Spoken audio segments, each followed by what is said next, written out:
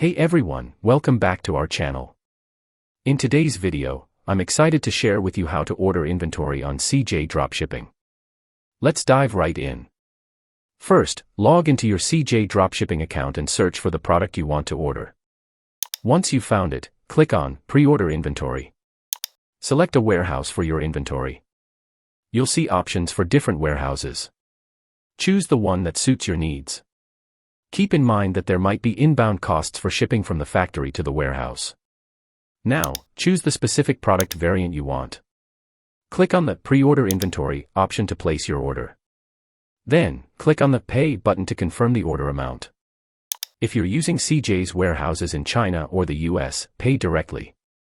For other overseas warehouses, wait for review, usually 12 to 24 hours.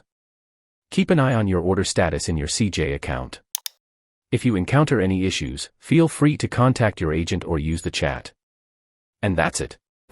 If you found this video helpful, don't forget to like and subscribe to our channel for more YouTube tutorials. Thanks for watching.